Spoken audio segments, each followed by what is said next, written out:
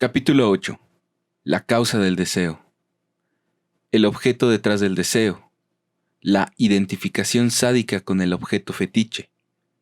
La identificación masoquista con el objeto común. El amor real presente en la transferencia. El dejar caer de la joven homosexual. Quisiera llegar a decirles hoy cierto número de cosas sobre lo que les he enseñado a designar mediante el objeto A minúscula, hacia el cual les orienta el aforismo que propuse la última vez respecto a la angustia que es no sin objeto. El objeto A minúscula se sitúa este año en el centro de nuestro discurso. Si se inscribe en el marco de un seminario que he titulado de la angustia, es porque es esencialmente por este sesgo como es posible hablar de él, lo cual significa también que la angustia es su única traducción subjetiva. Sin embargo, el A minúscula que aparece aquí hace tiempo que fue introducido.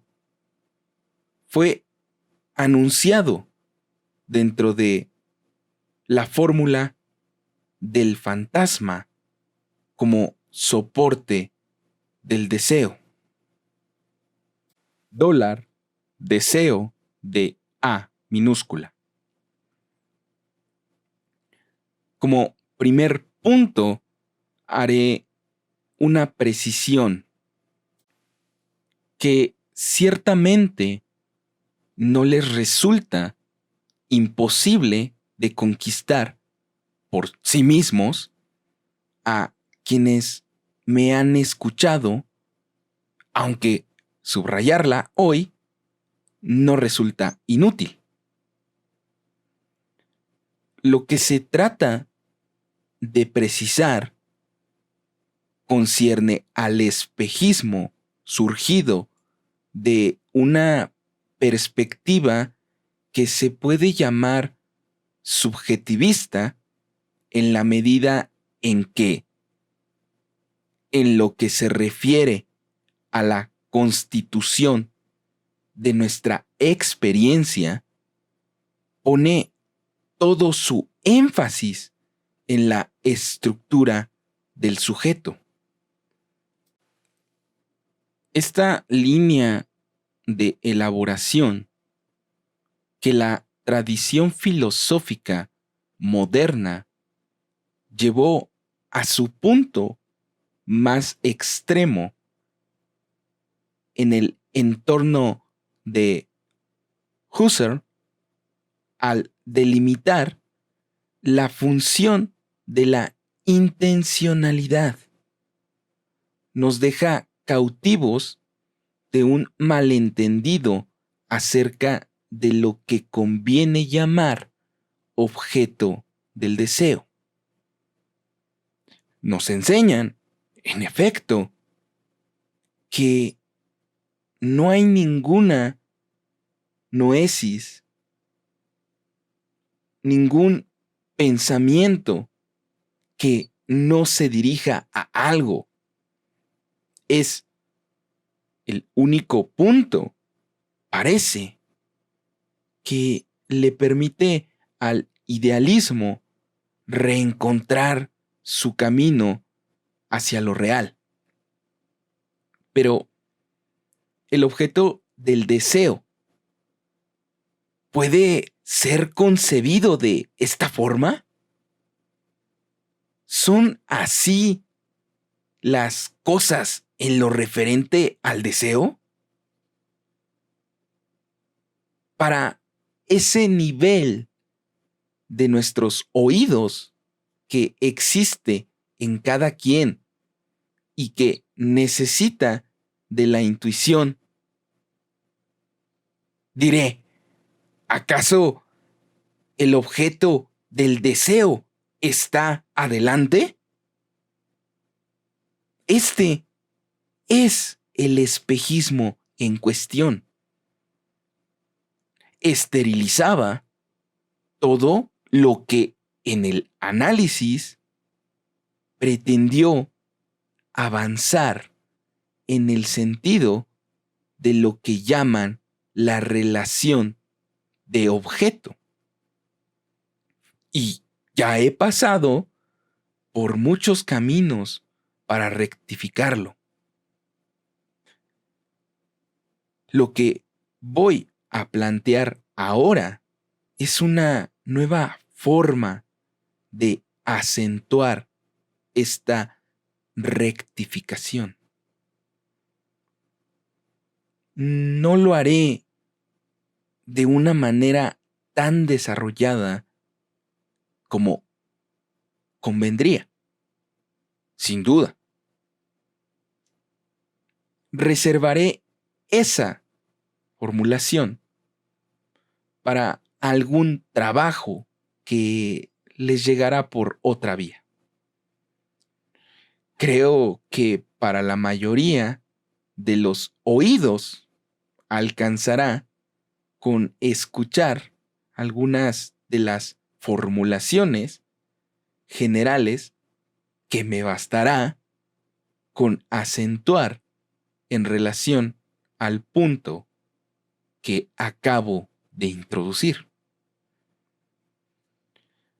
Ya saben ustedes hasta qué punto en el progreso de la epistemología el aislamiento de la noción de causa ha producido dificultades. Solo mediante una sucesión de reducciones que acabaron reduciéndola a una de las funciones más tenues y más equívocas, la noción de causa ha podido subsistir en el desarrollo de nuestra física.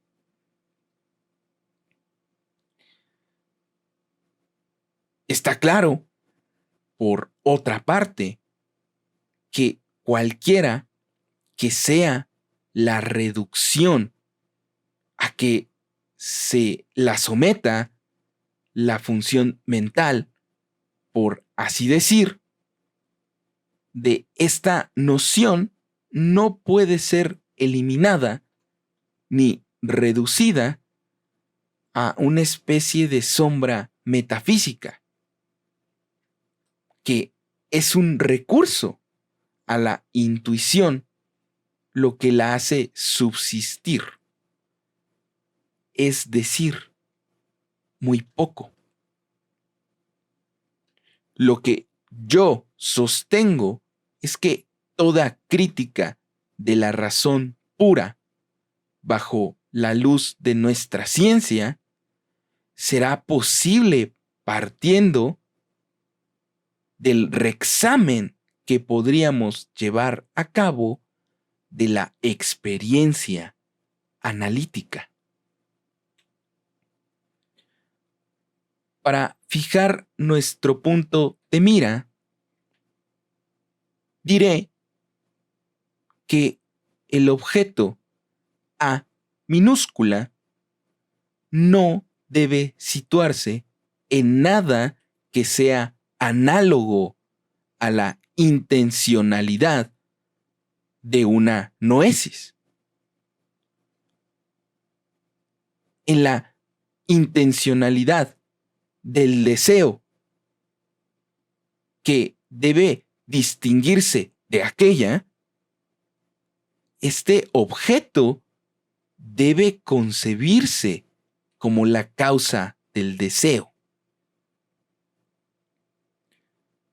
Para retomar mi metáfora de hace un momento, el objeto está detrás del deseo.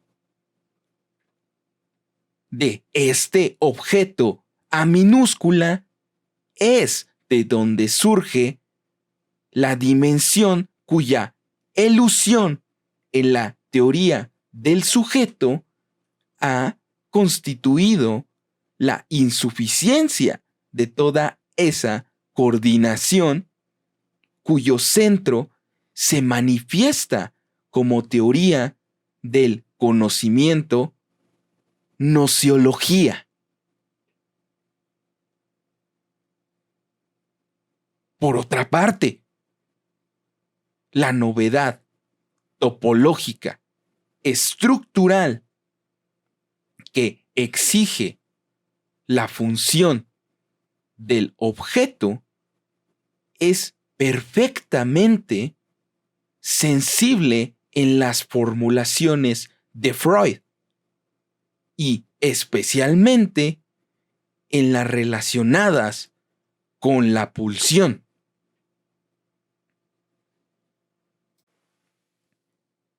Si quieren ustedes verificarlo en un texto, los remito a la 32ª lección de Introducción al Psicoanálisis que cité la última vez.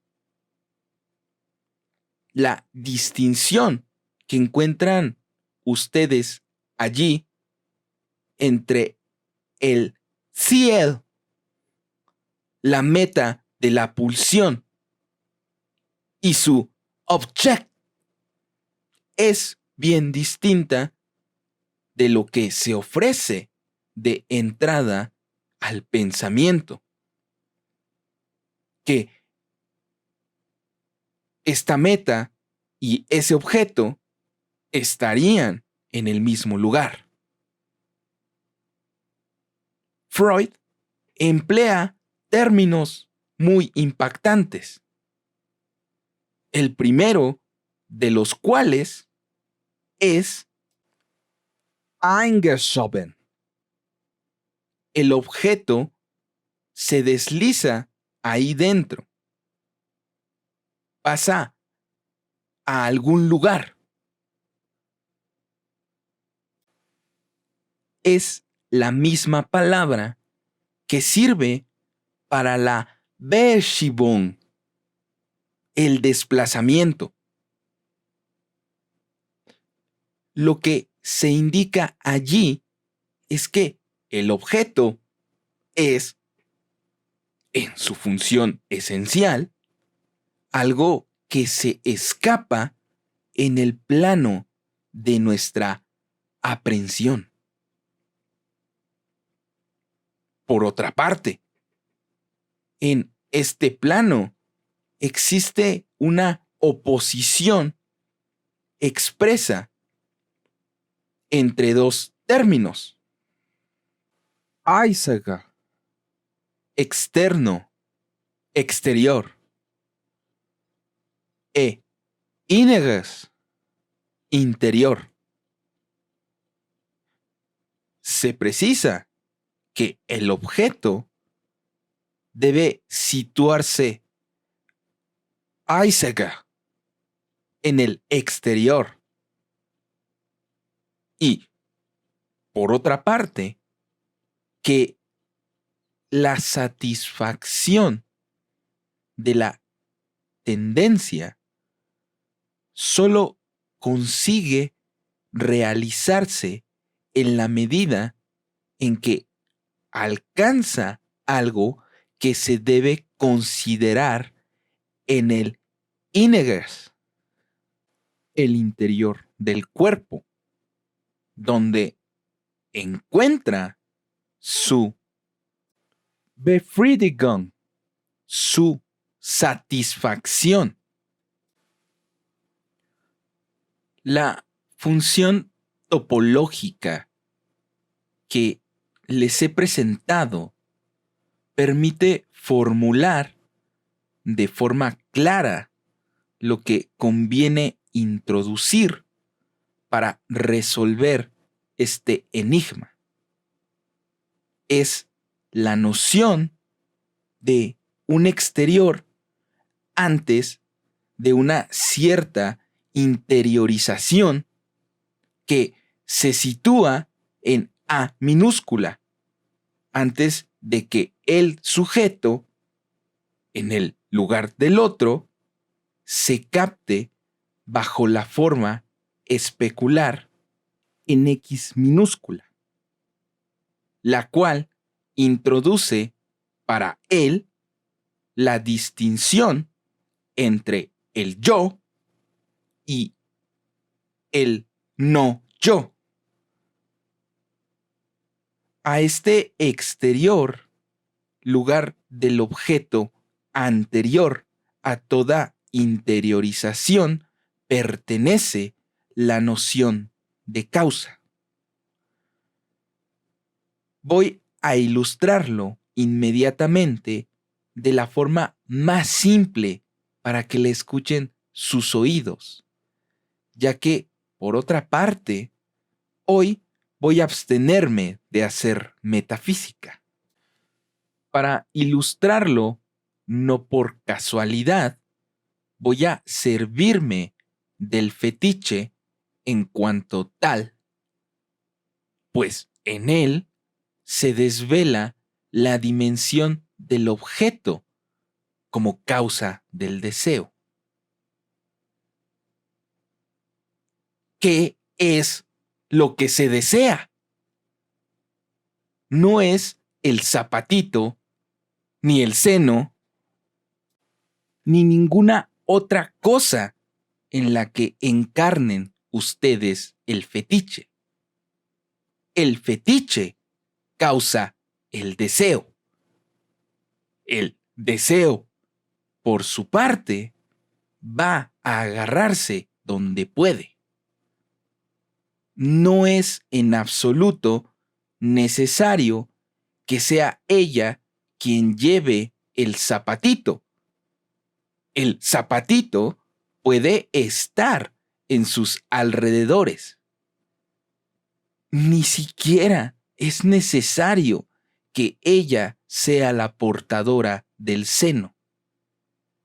El seno puede estar en la cabeza, pero todo el mundo sabe que para el fetichista es preciso que el fetiche esté ahí. El fetiche es la condición en la que se sostiene su deseo. Indicaré de paso ese término que creo que es poco utilizado en alemán y que las vagas traducciones que tenemos en francés dejan escapar por completo.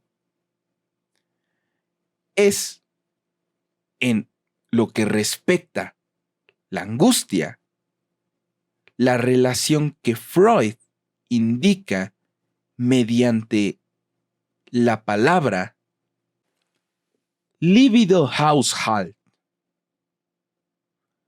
Nos encontramos aquí con un término que está entre Aushaltung, que indicaría algo del orden de la interrupción o del levantamiento, e Inhalt, que sería el contenido.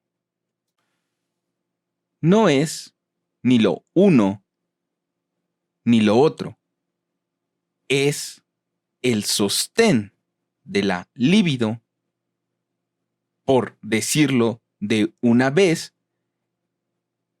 esta relación con el objeto de la que les hablo hoy permite llevar a cabo la síntesis entre la función de señal de la angustia y su relación, en cualquier caso, con algo que podemos llamar en el sostenimiento de la libido una interrupción. Suponiendo que me haya hecho entender lo suficiente con la referencia al fetiche en cuanto a la diferencia máxima que separa las dos perspectivas posibles sobre el objeto como objeto del deseo y en cuanto a las razones que me hacen poner A minúscula en una precesión esencial, quiero hacerles comprender ya a dónde nos conducirá nuestra investigación. En el lugar mismo donde su hábito mental les indica que busquen al sujeto, allí donde, a pesar de ustedes, se perfila el sujeto cuando, por ejemplo, Freud indica la fuente de la tendencia, allí donde en el discurso se encuentra lo que articulan como siendo ustedes en suma, allí donde dicen yo, es ahí, propiamente hablando, donde en el plano del inconsciente se sitúa A'. En este plano, tú eres A minúscula, el objeto. Y todos sabemos que es esto lo intolerable. Y no solo para el discurso, que después de todo lo traiciona.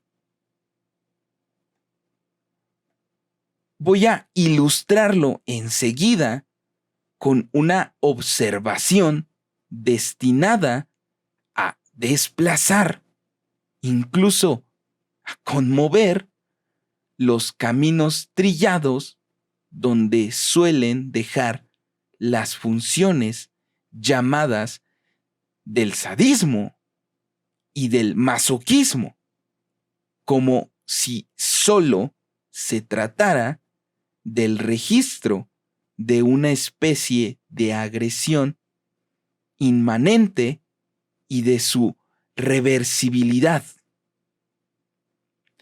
Al adentrarnos en su estructura subjetiva, surgirán rasgos de diferencia, de los cuales el esencial es el que voy a señalar ahora.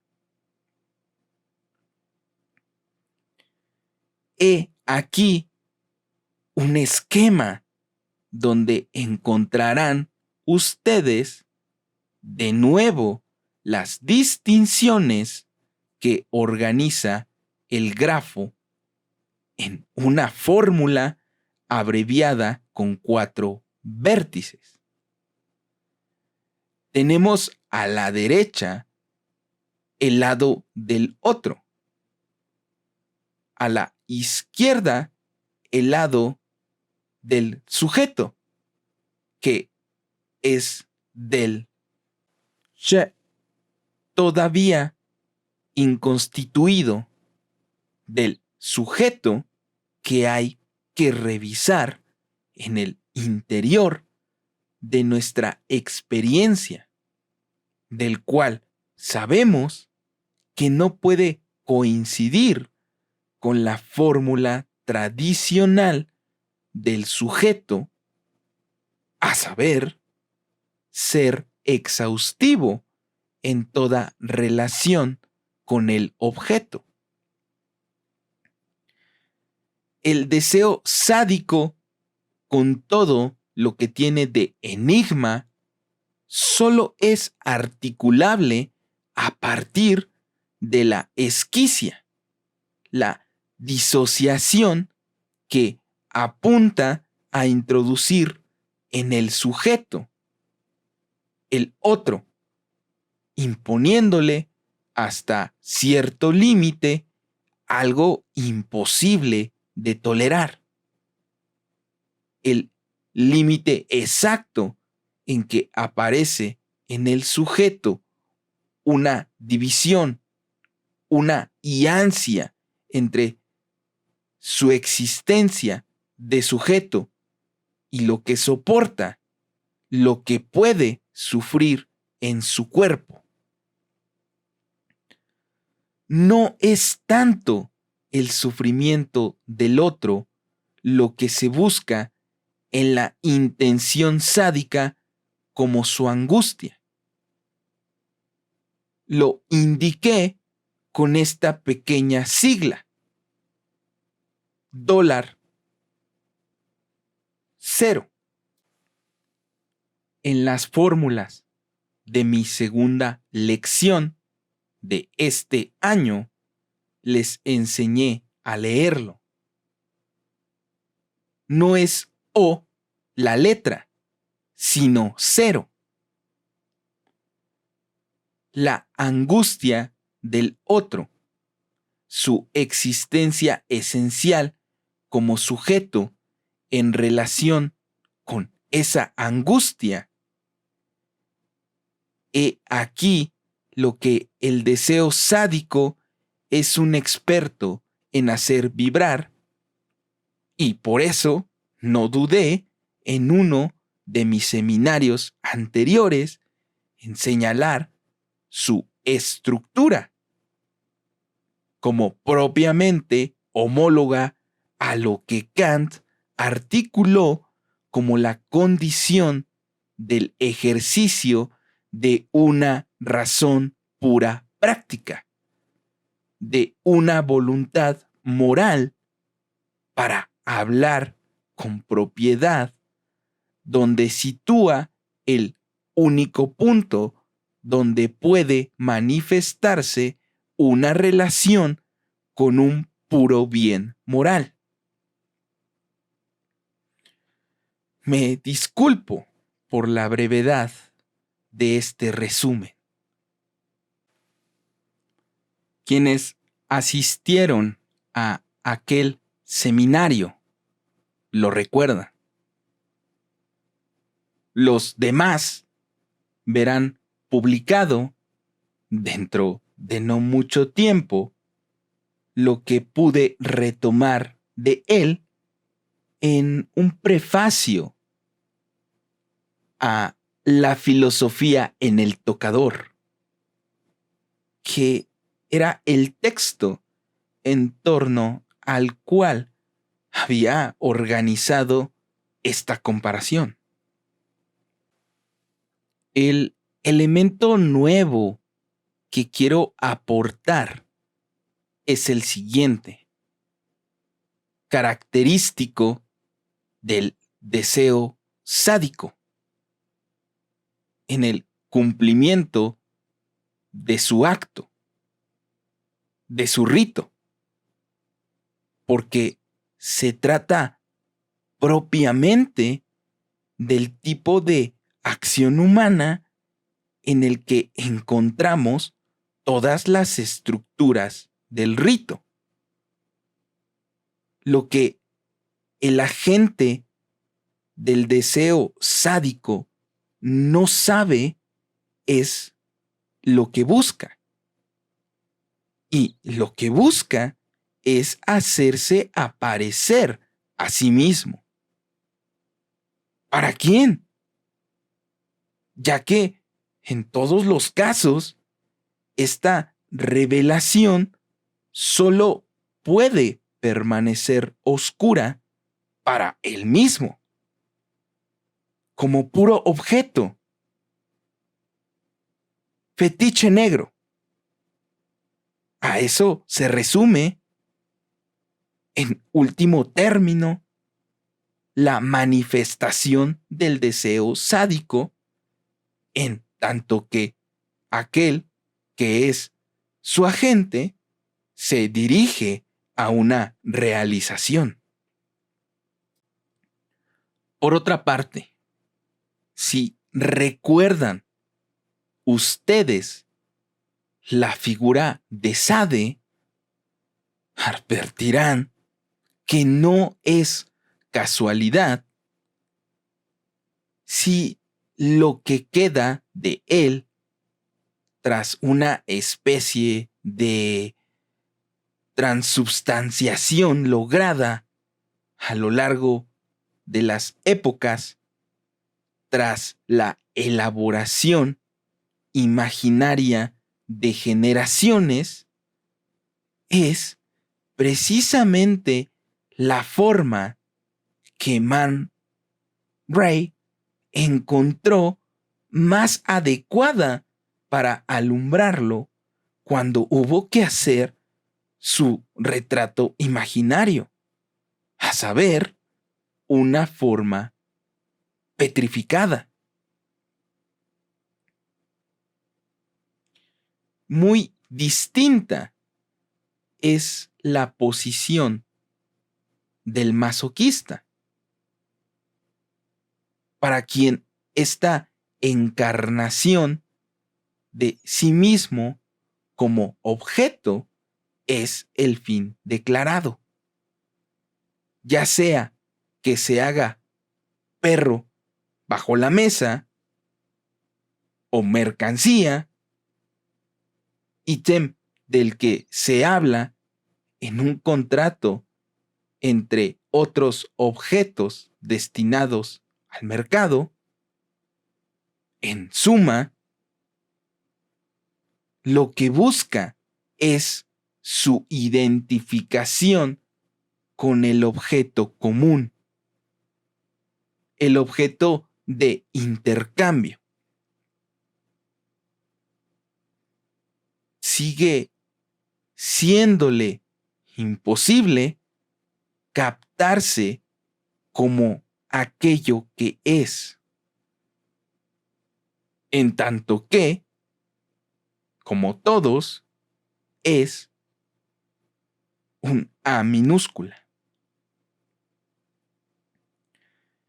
En cuanto a saber por qué esto le interesa tal reconocimiento, que permanece de todas formas imposible, es lo que su análisis podrá revelar. Pero incluso antes de poder comprender sus conjunciones particulares, hay ciertas conjunciones estructurales que es preciso establecer aquí. Entiendan bien que no he dicho, sin más, que el masoquista alcance su identificación de objeto. Como en el sádico, esta identificación solo aparece en una escena. Pero incluso en esta escena, el sádico no se ve, solo ve al resto. Hay también algo que el masoquista no ve y nosotros veremos enseguida qué es. Esto me permite introducir algunas fórmulas, la primera de las cuales es que reconocerse como objeto de deseo, en el sentido en que yo lo articulo, es siempre masoquista. Esta fórmula tiene el interés de hacerles palpable la dificultad. Es muy cómodo servirse de otro pequeño guiñol y decir, por ejemplo, que si hay masoquismo es porque el superyo es muy cruel. Nosotros conocemos, por supuesto, todas las distinciones que es preciso hacer en el interior del masoquismo. El masoquismo erógeno, el masoquismo femenino, el masoquismo moral. Pero la sola enunciación de esta clasificación ya da cierta impresión. Aquí tienen un vaso. La fe cristiana y la baja de Wall Street. Esto nos deja, sea como sea, un poco con las ganas. Si el término masoquismo puede llegar a tener algún sentido, convendría encontrarle una fórmula que fuera un poco más unitaria, diciendo que el superyo es la causa del masoquismo. No nos apartaríamos demasiado de esta intuición satisfactoria.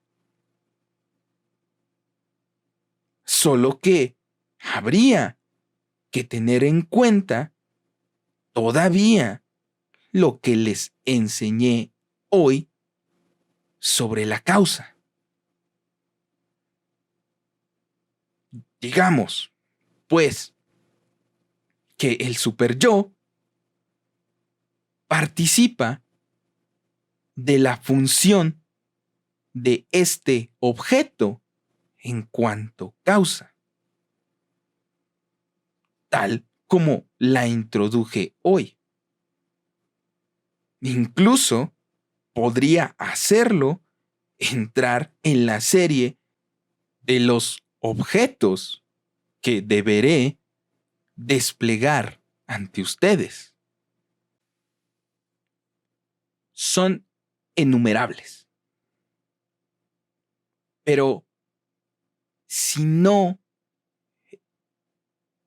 he hecho de entrada este catálogo,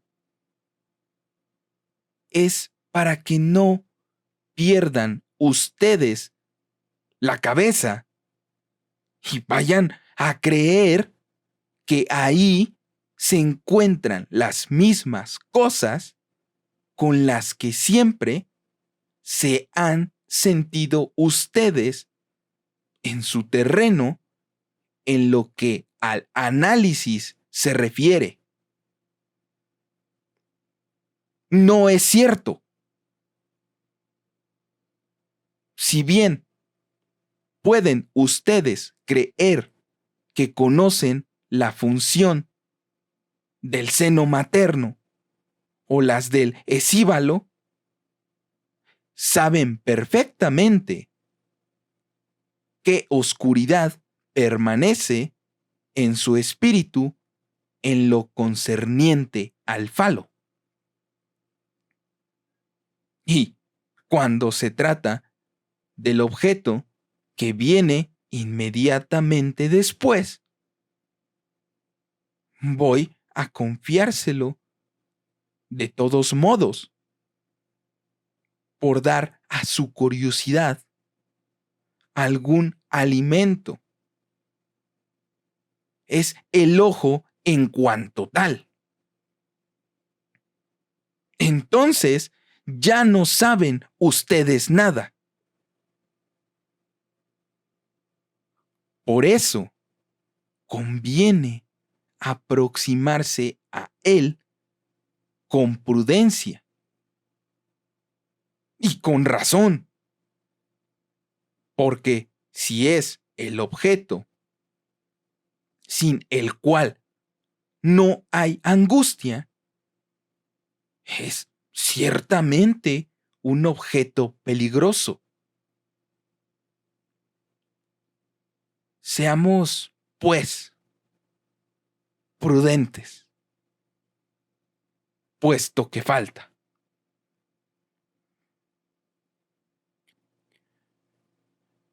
En lo inmediato de hacer visible en qué sentido, 2 lecciones atrás, dije lo siguiente que llamó la atención de uno de mis oyentes,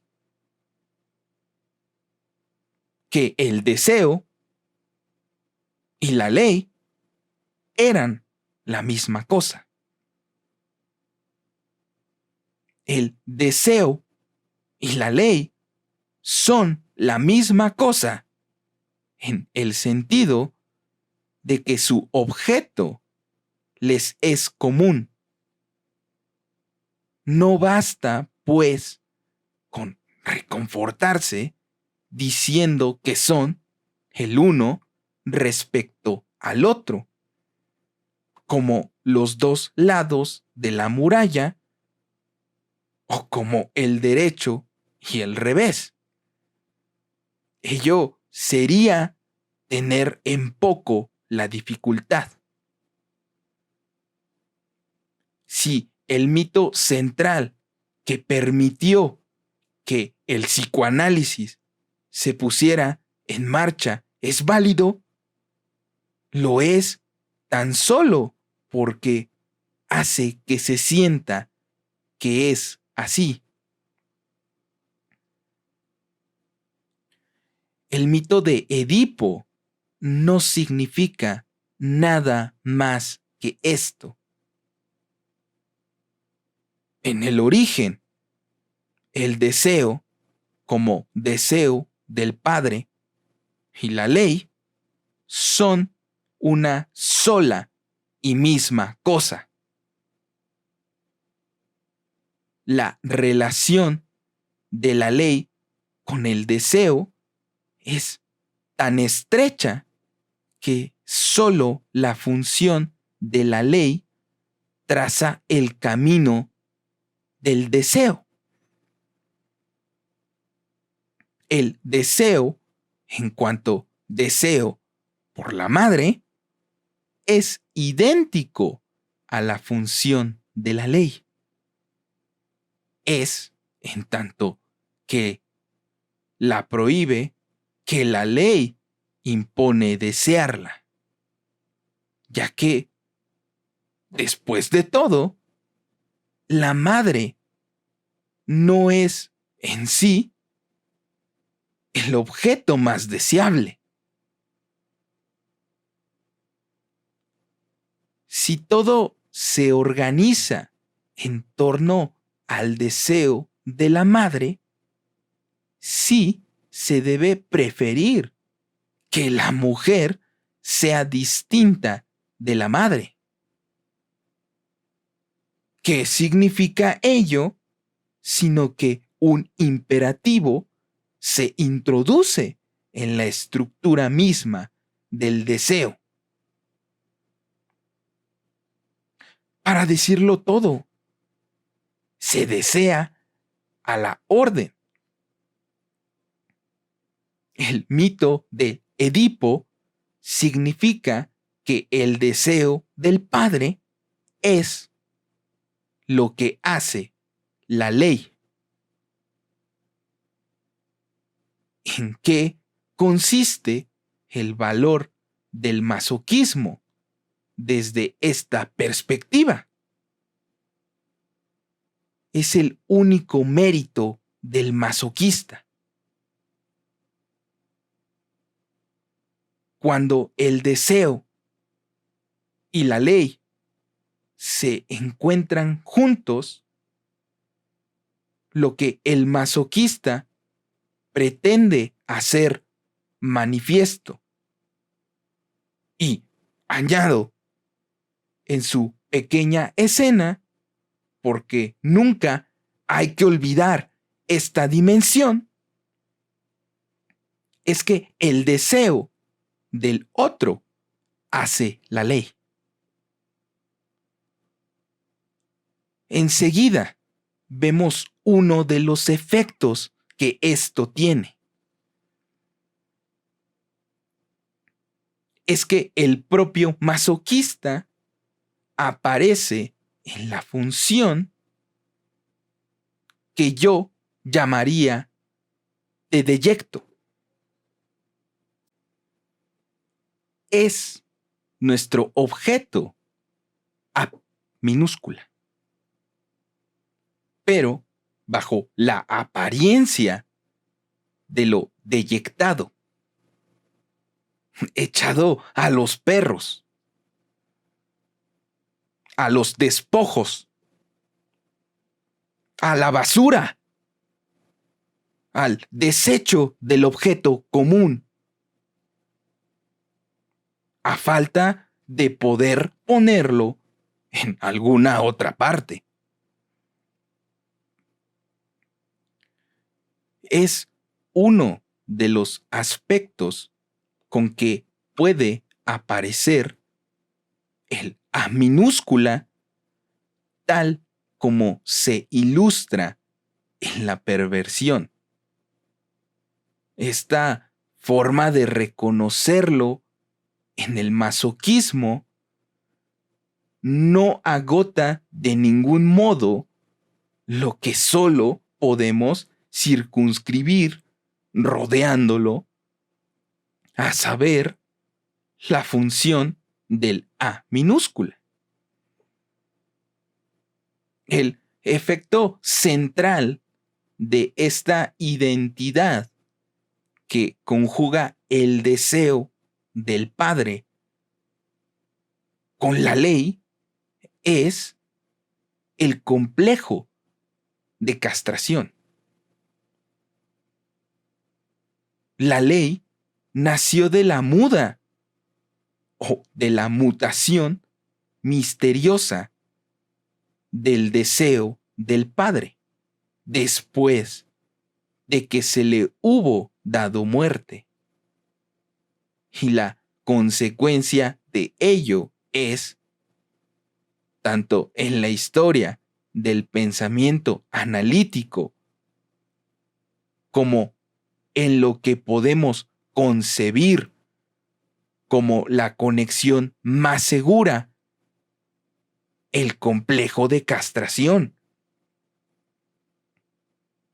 Por eso, ya han visto ustedes aparecer en mis esquemas la notación sí negativa en el lugar mismo en que A minúscula falta. Así, primer punto, les he hablado del objeto como causa del deseo. Punto 2. Les he dicho que reconocerse como el objeto del propio deseo es siempre masoquista. Les he indicado a este respecto lo que se perfilaba como cierta incidencia del superyo. Y he subrayado una particularidad de lo que se produce en el lugar de este objeto A minúscula bajo la forma de sí negativa. Llegamos, pues, a nuestro tercer punto, que concierne a las posibilidades estructurales de la manifestación del objeto A minúscula como falta. Si desde hace algún tiempo les presentifico el esquema del espejo, es para que puedan concebir esto. ¿Qué es el objeto A minúscula en el plano de lo que subsiste como cuerpo y qué nos sustrae en parte, por así decir, su propia voluntad? Este objeto A minúscula es aquella roca de la que habla Freud, la reserva última, irreductible de la libido, cuyos contornos es tan patético ver literalmente puntuados en sus textos cada vez que da con ella. Y no voy a terminar mi lección de hoy sin decirles dónde conviene que vayan ustedes a renovar esta convicción. Este A minúscula, ¿en qué lugar está? ¿En qué nivel podría ser reconocido si ello fuera posible? Les he dicho hace un momento que reconocerse como objeto del propio deseo es siempre masoquista. Pero el masoquista solo lo hace en la escena. Y van a ver ustedes lo que se produce cuando ya no puede permanecer en la escena. No siempre estamos en la escena, aunque la escena se extienda muy lejos, incluso hasta el dominio de nuestros sueños. Cuando no estamos en la escena, cuando permanecemos más acá y tratamos de leer en el otro de qué va, no encontramos allí en X minúscula más que la falta. El objeto está, en efecto, vinculado a su falta necesaria, allí donde el sujeto se constituye en el lugar del otro. Es decir, tan lejos como sea posible. Más allá, incluso, de lo que puede aparecer en el retorno de lo reprimido.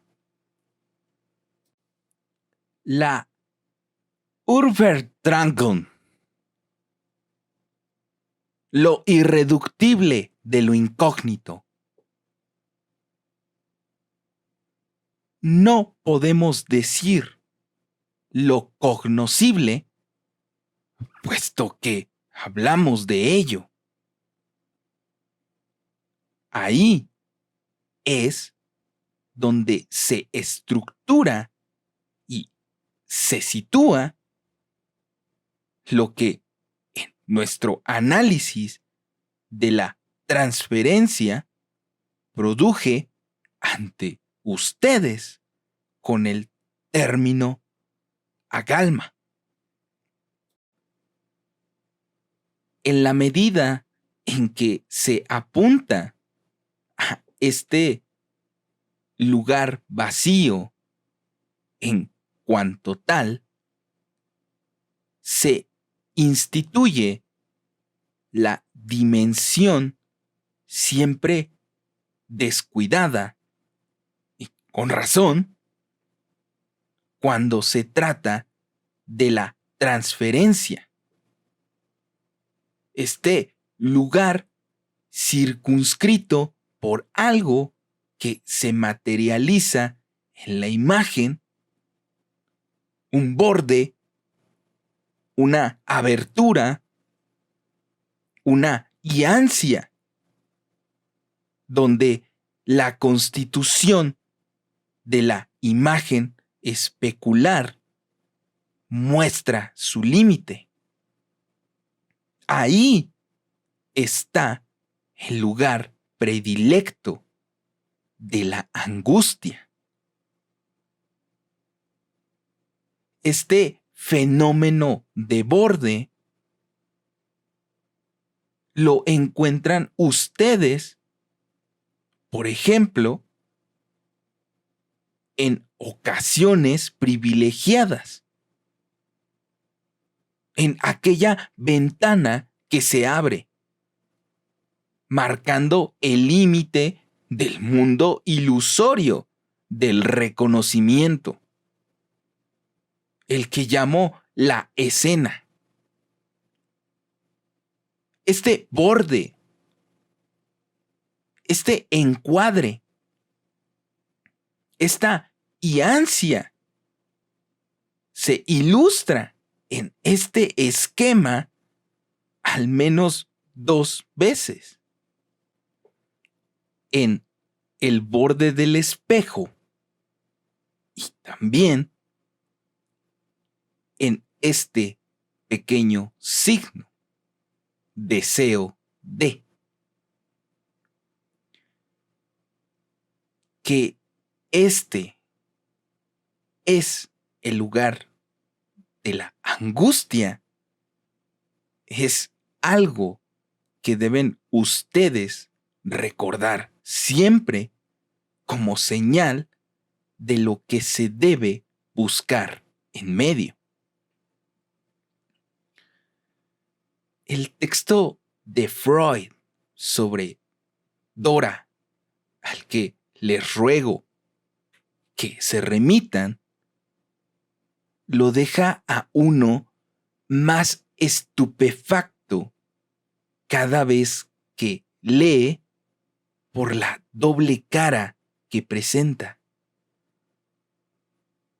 Para los novicios, lo primero a destacar son las debilidades, las insuficiencias, pero la profundidad que alcanza allí donde tropieza con su tope revela hasta qué punto giraba ciertamente en torno al campo que nosotros intentamos trazar.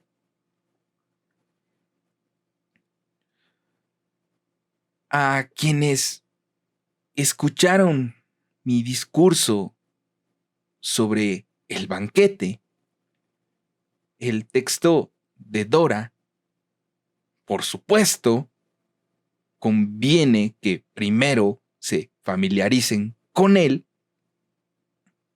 puede recordarles la dimensión siempre eludida cuando se trata de la transferencia, a saber que la transferencia no es simplemente lo que reproduce y repite una situación, una acción, una actitud, un traumatismo antiguo. Siempre hay otra coordenada que he destacado a propósito de la intervención analítica de Sócrates. A saber, en particular, en los casos que evoco un amor presente en lo real. No podemos comprender nada de la transferencia si no sabemos que es también la consecuencia de este amor presente. Y los analistas deben recordarlo a lo largo del análisis. Este amor está presente de diversas formas. Pero al menos hay que pedirles que lo recuerden cuando está ahí, visible, en función de este amor, digamos, real, se instituye lo que es la cuestión central de la transferencia, la que se plantea el sujeto a propósito del agalma, a saber, lo que le falta, pues es con esta falta con lo que ama. No sin motivo, desde siempre, les repito machaconamente que el amor es dar lo que no se tiene. Es incluso el principio del complejo de castración para tener el falo, para poder usarlo, es preciso, precisamente, no serlo. Cuando uno vuelve a las condiciones en las que parece que lo es,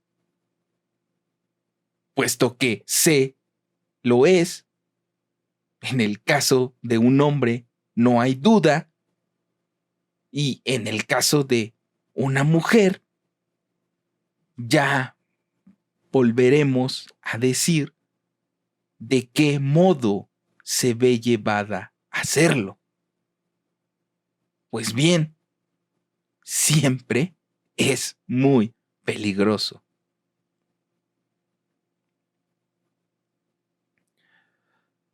Básteme con pedirles, antes de dejarlos, que relean atentamente el texto enteramente consagrado por Freud a sus relaciones con su paciente llamada la joven homosexual.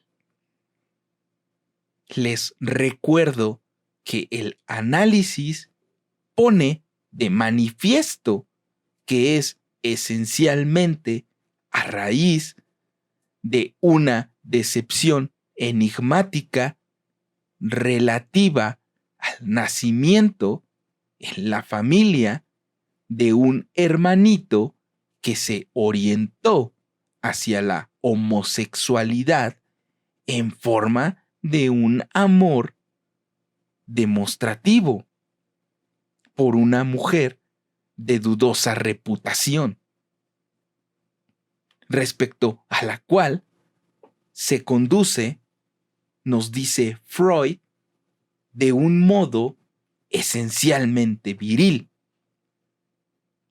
Estamos tan habituados a hablar de eso sin saber que no nos damos cuenta de que así pretende acentuar lo que traté de presentificar ante ustedes acerca de la función del amor cortés. Lo hace con un estilo, con una ciencia de la analogía absolutamente admirable. Ella se comporta como el caballero que todo lo soporta por su dama. Se conforma con los favores más ínfimos, menos sustanciosos. Prefiere incluso no recibir más que estos. Cuando más se aleja el objeto de su amor de lo que se podría llamar la recompensa, más sobreestima dicho objeto de eminente dignidad. Cuando el rumor público no puede dejar de imponerle el hecho de que la conducta de su bien amada es efectivamente de las más dudosas, la exaltación amorosa se ve reforzada por el objetivo suplementario de salvarla. Todo ello es admirable, destacado por Freud. Ya saben ustedes de qué modo es conducida la muchacha en cuestión a su consulta. Esta relación tenía lugar a sabiendas de toda la ciudad, con un estilo de desafío del que Freud se percató enseguida que constituía una provocación dirigida a alguien de su familia. Y pronto se ve que se trata de su padre. La relación finaliza con un encuentro.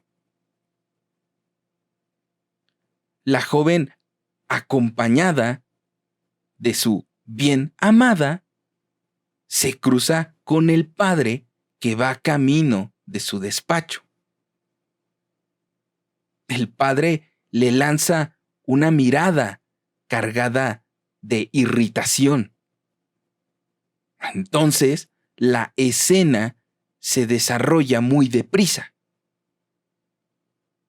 La persona amada, para quien esta aventura no es sin duda más que una diversión bastante oscura, que manifiestamente empieza a estar harta y no quiere exponerse a grandes dificultades, le dice a la joven que la cosa ya ha durado demasiado,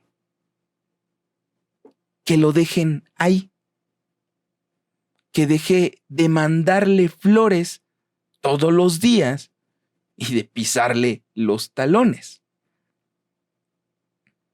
Entonces, la chica se arroja inmediatamente de un puente.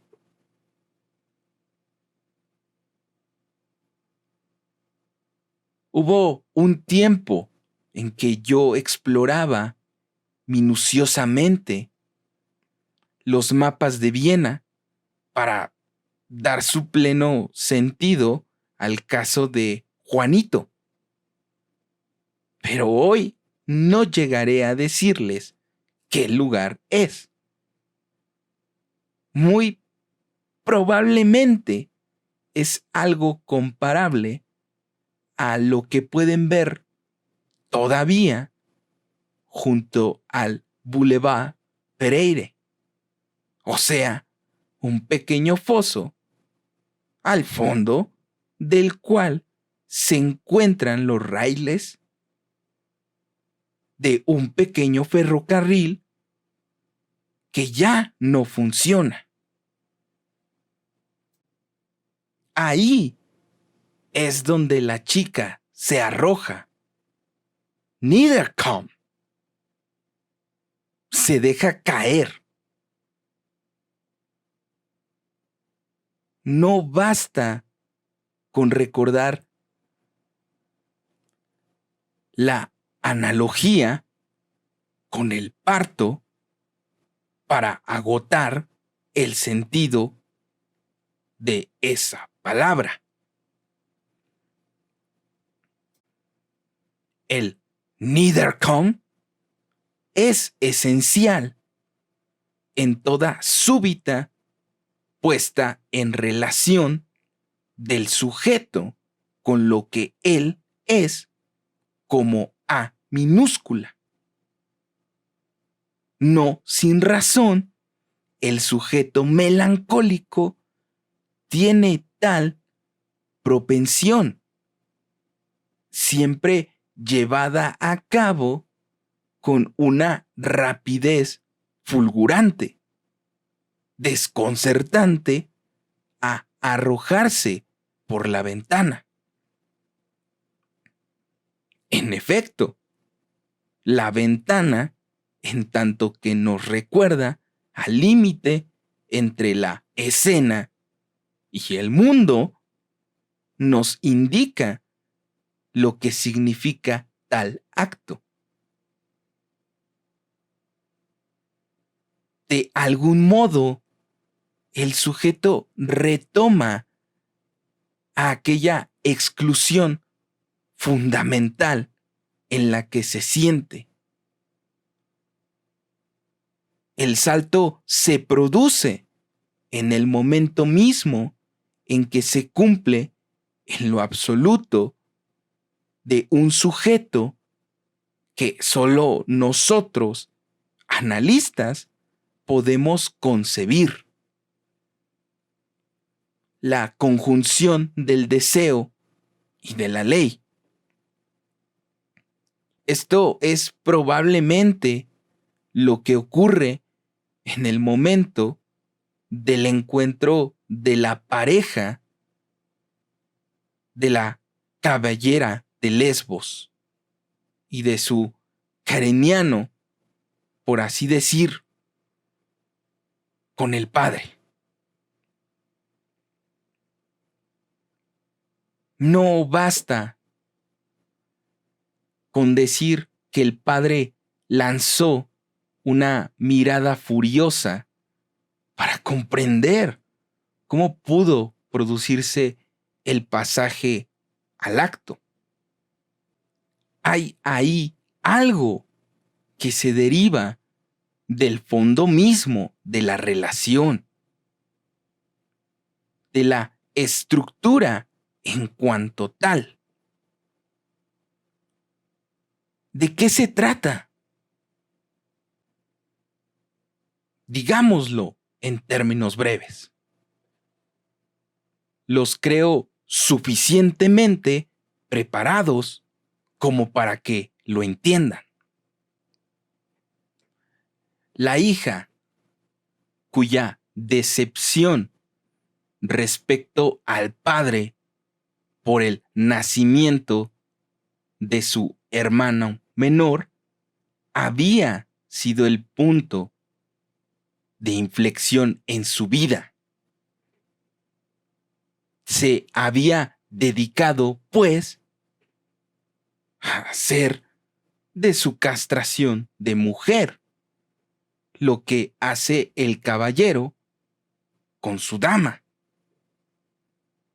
O sea, ofrecerle precisamente el sacrificio de sus prerrogativas viriles,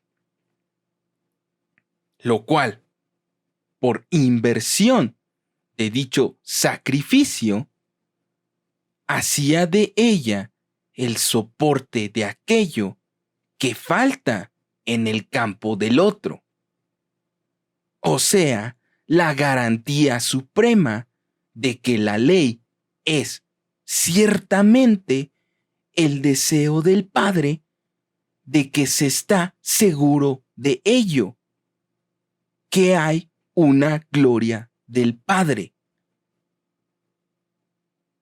un falo absoluto. Fi. Sin duda, resentimiento y venganza son decisivos en la relación de esta hija con su padre. Su resentimiento y su venganza son esta ley, este falo supremo, la fi mayúscula. He aquí donde la pongo, ya que fui decepcionada en mi apego a ti, mi padre, y que no pude ser yo, tu mujer, sumisa, ni tu objeto. Ella será mi dama y yo seré, por mi parte, quien sostenga, quien cree la relación idealizada con aquello que de mí misma fue rechazado, aquello que de mi ser de mujer es insuficiencia.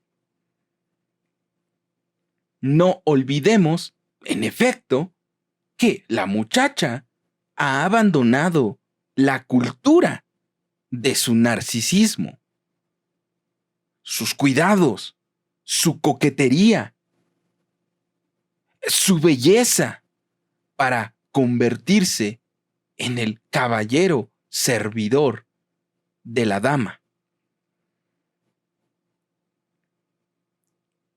Todo esto, toda esta escena es lo que se presenta ante la mirada del padre en aquel simple encuentro en el puente. Y esta escena que había conseguido el completo asentimiento del sujeto, pierde, sin embargo, todo su valor por la desaprobación que percibe en aquella mirada.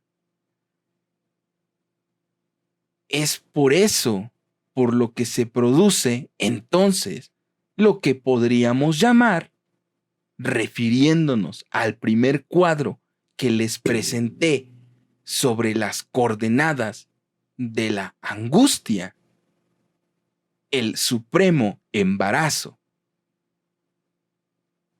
Luego viene la emoción. Remítanse a ese cuadro. Verán sus coordenadas exactas. La emoción la invade por la súbita imposibilidad en que se encuentra de hacer frente a la escena que le hace su amiga. Aquí me dirijo a alguien que me pidió que adelantara un poco lo que puedo tener que decir sobre la distinción entre el acting out y el pasaje al acto. Tendremos que volver a ocuparnos de ello.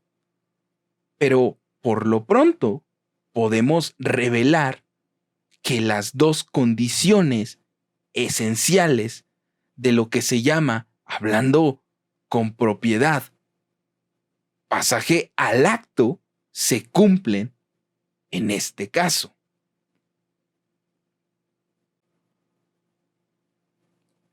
La primera es la identificación absoluta del sujeto con el A minúscula al que se reduce. Eso es ciertamente lo que le sucede a la muchacha en el momento del encuentro. La segunda es la confrontación del deseo y la ley. Aquí se trata de la confrontación del deseo del padre en base al cual se construye toda su conducta con la ley que se presentifica en la mirada del padre. Esto es lo que la hace sentirse definitivamente identificada con A minúscula. Y al mismo tiempo rechazada, expulsada, fuera de la escena. Y esto solo puede realizarlo el dejar caer, el dejarse caer. Hoy me falta tiempo para indicarles hacia en qué dirección va todo esto. Digamos de todos modos que la célebre notación de Freud sobre el duelo, la identificación con el objeto como aquello contra lo cual va dirigida una venganza de quien experimenta el duelo, no es suficiente. Llevamos luto y experimentamos sus efectos de devaluación en la medida en que el objeto por el que hacemos el duelo era, sin nosotros saberlo, el que se había convertido en soporte de nuestra castración. Cuando ésta nos retorna, nos vemos como lo que somos, en la medida en que nos vemos esencialmente devueltos a esa posición de castración. Ya ven ustedes que el tiempo me urge y que solo puedo darles aquí una indicación.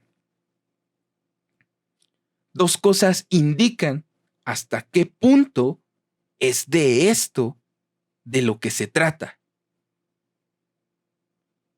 De entrada, la sensación que tiene Freud es de que, por espectacular que sea el avance que la paciente haga en su análisis, todo le pasa, por así decir, como el agua por las plumas de un pato. El lugar que corresponde al A minúscula en el espejo del otro, él lo designa perfectamente mediante todas las coordenadas posibles. No dispone, por supuesto, de los elementos de mi topología, pero es imposible decirlo más claramente. Me detengo, tropiezo, dice con algo similar a lo que ocurre en la hipnosis. Ahora bien, ¿qué ocurre en la hipnosis? El sujeto en el espejo del otro es capaz de leer todo lo que se encuentra ahí, en el pequeño florero punteado. Es decir, todo lo que es especularizable. No hay problema con eso. No sin razón, el espejo, el tapón de cristal, así como la mirada del hipnotizador, son los instrumentos de la hipnosis. La única cosa que no se ve en la hipnosis es precisamente el propio tapón o la mirada del hipnotizador, a saber, la causa de la hipnosis. La causa de la hipnosis no se revela en las consecuencias de la hipnosis. La otra referencia es la duda del obsesivo. ¿Y en qué se basa esa duda radical? Que hace también que los análisis de obsesivos se prolonguen tanto tiempo y tan lindamente. Una cura de obsesivo es siempre una verdadera luna de miel entre el analista y el analizado, en la medida en que se centra en esa clase de discurso en la que se mantiene el obsesivo y que Freud señala muy bien. A saber, ese hombre es formidable. Me cuenta las historias más bellas del mundo. El problema es que no me lo acabo de creer. Si esto es central, es porque se encuentra aquí, en X minúscula.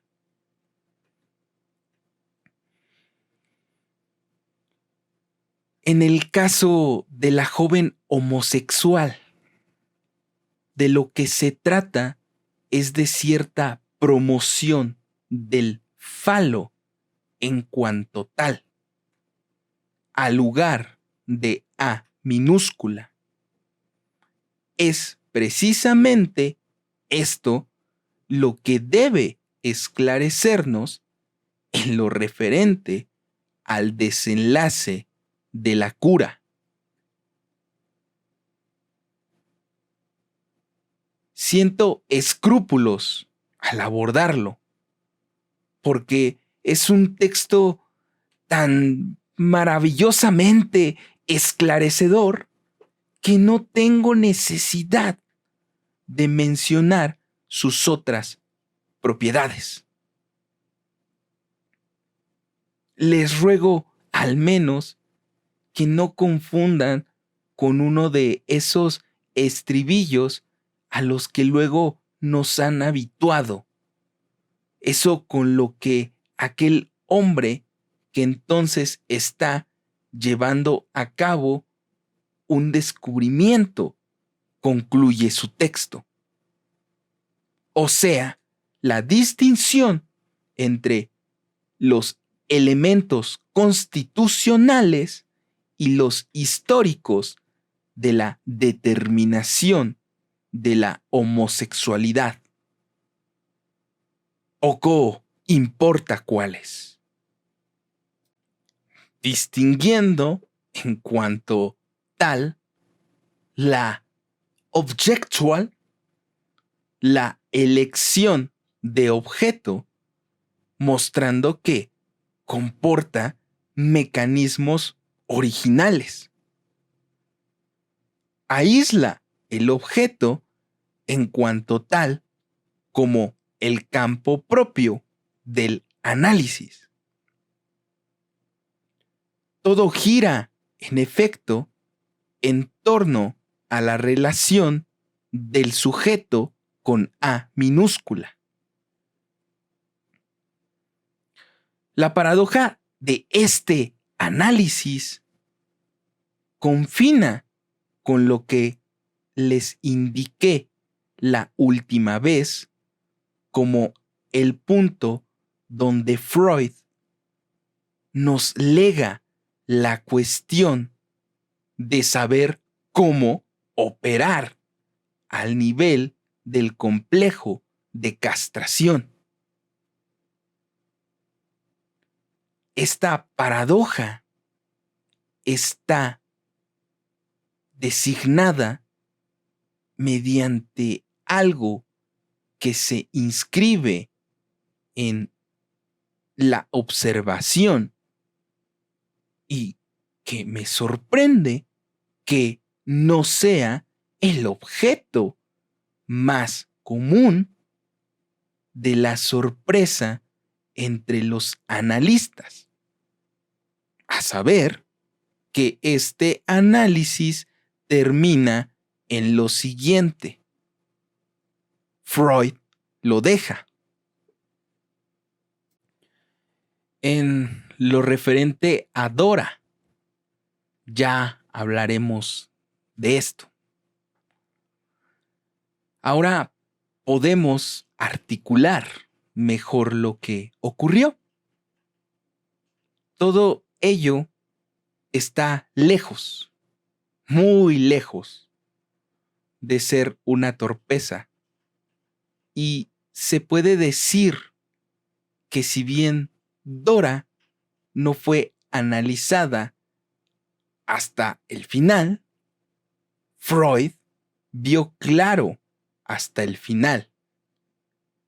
Pero con la joven, que es un caso donde la función de A minúscula es tan prevalente que llegó a pasar a ese real.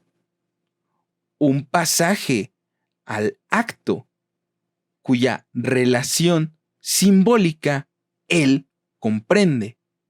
Sin embargo, también Freud se da por vencido.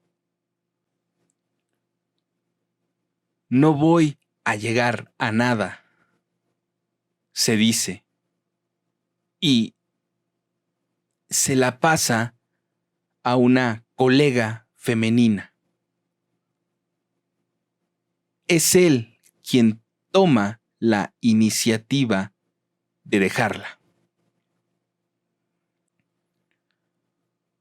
Los dejaré con este término para que hagan sus reflexiones. Como ustedes pueden ver, lo que me preocupa es una referencia esencial en la manipulación analítica de la transferencia. Este seminario se llevó a cabo el 16 de enero de 1963.